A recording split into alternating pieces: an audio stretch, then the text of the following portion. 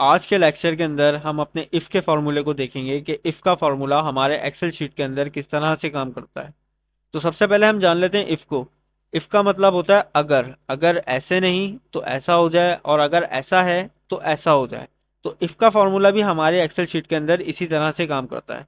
मिसाल के तौर पे किसी स्टूडेंट ने 40 से ज़्यादा नंबर लिए तो उसको वो वहाँ प्रिंट करवा दे पास, और अगर 40 से कम नंबर है तो उसको प्रिंट करवा दे फेल। तो यहाँ आता हूँ, मैं यहाँ पे लिखता हूँ is equal to if bracket open, then मैं यहाँ उस सेल को सिलेक्ट करता हूँ जिसमें मेरे पास मार्क्स हैं, देन मैं यहाँ लगाता हूँ ऑपरेटर। अब ऑपरेटर क्या चीज़ है? ऑपरेटर दो नंबर्स के बीच में या दो सेल्स के बीच में कंपैरिजन करवाता है कि ये वाला नंबर मेरा इस वाले नंबर से बड़ा है, या ये वाला नंबर मेरे इस वाले नंबर के बराबर है, या ये वाला नंबर मेरे इस वाले नंबर से छोटा है। Means greater than, less than, is equal to, not equal to. ये होते हैं हमारे पास ऑपरेटर जो दो नंबर्स के बीच में कंपैरिजन करवाते हैं आपस में। सही। देन मैं यहाँ पे इसको सेकंड नंबर दे देता हूँ अपना 40। देन मैं यहाँ लगाता हूँ कॉमा, और यहाँ पे इन्वर्टेड कॉमा ओपन करता हूँ, यहाँ पे मैं लिख देता हूँ पास, और यहाँ पे मैं इन्वर्टेड कॉमा क्लोज करता हूँ और ब्रैकेट क्लोज करके यहाँ पे मैं इंटर प्रेस करता हूँ, तो इसने मुझे यहाँ लिखा हुआ दे दिया पास। अब इसने करा क्या? इसने चेक करा इफ अगर मेरा D9 के अंदर जो वैल्यू है 85 वो बड़ी है। ये कौन सा साइन लगाया मैंने, कौन सा ऑपरेटर लगाया? ग्रेटर देन का। अगर D9 के अंदर जो मेरे पास नंबर है वो बड़ा है 40 से, तो यहाँ पे वो क्या प्रिंट करवा दे? पास। अच्छा, पास को मैंने इन्वर्टेड कॉमास में लिखा है क्योंकि ये जो है हमारे पास स्ट्रिंग वैल्यू है। स्ट्रिंग वैल्यू मतलब अल्फ़ाबेट्स हैं। अगर मैं यहाँ पे सिंगल अल्फ़ाबेट भी लिखूंगा तो उसको मैं फॉर्मूले के अंदर इन्वर्टेड कॉमा के अंदर ही लिखूंगा कि मुझे ये प्रिंट करवाना है। तो कोई भी अल्फ़ाबेट जब भी हम फॉर्मूले के अंदर प्रिंट करवाने के लिए लिखते हैं तो उसको हमेशा हम इन्वर्टेड कॉमास में ही लिखते हैं। तो अब यहाँ इसने क्या करा कि D9 के अंदर इसने वैल्यू चेक करी, तो क्या D9 मेरा 40 से बड़ा है? इसने यहाँ चेक करा, इसको यहाँ क्या मिला D9 के अंदर 85। इसने चेक करा 40 से बड़ा है, वैल्यू ट्रू हुई मेरी, और यहाँ पे इसने मुझे यहाँ पे क्या प्रिंट करवा दिया? पास। तो अब जो है मैं यहाँ पे इसका ऑपरेटर चेंज करके देखता हूँ। मैं यहाँ पे लेस देन का ऑपरेटर लगाता हूँ। अब ये यहाँ क्या चेक करेगा कि मेरी जो D9 के अंदर वैल्यू है 89 वो क्या 40 से छोटी है, क्योंकि मैंने यहाँ क्या ऑपरेटर लगाया? लेस देन का ऑपरेटर लगाया है। अगर 40 से छोटी है तो मुझे वो क्या प्रिंट करवा दे? पास। और अगर वो 40 से छोटी नहीं है तो वो वहाँ क्या प्रिंट करवा दे? फॉल्स। D9 के अंदर मेरी कौन सी वैल्यू है? 89। तो 89 क्या 40 से छोटा है? नहीं। इसको यहाँ कंडीशन क्या मिलेगी? फॉल्स। तो ये यहाँ क्या प्रिंट करवाएगा? फॉल्स। सही। अब मिसाल के तौर पे मैं यहाँ लिख देता हूँ ग्रेटर देन और इज इक्वल टू 89। सही है। और मैं यहाँ पे इंटर प्रेस करता हूँ, तो अब भी इसने क्या प्रिंट करवाया मुझे? पास। क्यों? क्योंकि इसने चेक करा कि D9 के अंदर जो वैल्यू है वो 89 से बड़ी है या फिर बराबर है। तो क्या प्रिंट करवा दो अब?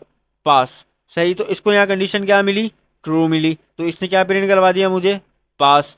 अच्छा, अगर अब मैं यहाँ पे इज इक्वल टू का साइन हटाता हूँ और इंटर प्रेस करता हूँ, अब ये मुझे फॉल्स प्रिंट करवाएगा। क्यों? क्योंकि इसको यहाँ कंडीशन जो है वो फॉल्स मिलेगी कि D9 के अंदर आपका 89 है, वो 89 से बड़ा नहीं है लेकिन बराबर है। सही है। तो मैं इंटर प्रेस करता हूँ, यहाँ इसने मुझे दे दिया फॉल्स। अगर मुझे 89 के बराबर भी चेक करवाना है तो मैं यहाँ क्या करूँगा? इज इक्वल टू का साइन लाजमी लगाऊंगा कि अगर 89 के बराबर भी है या 89 से बड़ा है तो आप मुझे क्या प्रिंट करवा दो? पास। सही है। तो अब मैं चाह रहा हूँ कि अब जो मेरे अगर सेल के अंदर जो वैल्यू हो वो अगर उस सेकंड नंबर के सिर्फ बराबर हो तो जब ही वो मुझे कंडीशन मेरी ट्रू दे, वरना वो फॉल्स दे दे। तो यहाँ पे मैं क्या करूँगा? यहाँ पे फिर मैं कौन सा ऑपरेटर यूज़ करूँगा? यहाँ पे सिर्फ मैं इज इक्वल टू का ऑपरेटर चूज करूँगा। ठीक है। कि अगर D9 के अंदर जो मेरी वैल्यू हो वो बराबर हो, सिर्फ बराबर हो, ना ग्रेटर देन ना लेस देन, सिर्फ अगर वो बराबर हो 89 के, तो आप यहाँ क्या प्रिंट करवा दो मेरे पास? पास। सही है। अगर मैं 89 से एक नंबर भी बड़ा कर देता हूँ तो यहाँ क्या देगा वो? फॉल्स। और अगर यहाँ पे मैं 89 से एक नंबर भी कम कर देता हूँ तो यहाँ वो मुझे क्या देगा? फॉल्स। तो यहाँ पे मैं इसको दोबारा से कंडीशन दे देता हूँ 40 और इंटर प्रेस कर देता हूँ। सही है। अब मैं इसको सबके ऊपर अप्लाई कर देता हूँ यहाँ पर। तो अब यहाँ इसने सबके ऊपर वो फॉर्मूला अप्लाई कर दिया, यहाँ पे फॉल्स आ गया। अब मैं चाह रहा हूँ कि यहाँ पे मेरे पास फॉल्स ना है।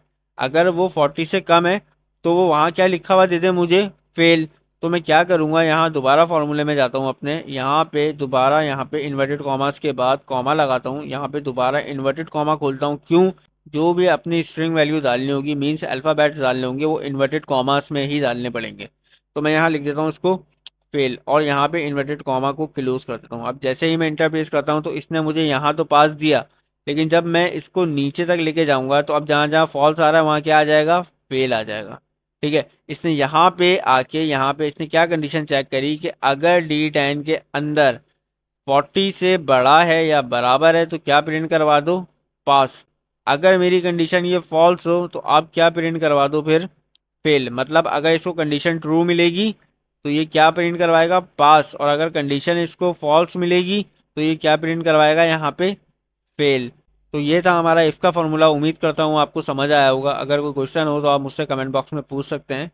इसके बाद हम नेस्टेड इफ वगैरह भी देखेंगे, जैसे नेस्टेड इफ हो गया, इफ के अंदर इफ को यूज करना। तो मिलते हैं आपसे इंशाल्लाह नेक्स्ट लेक्चर के अंदर। शुक्रिया।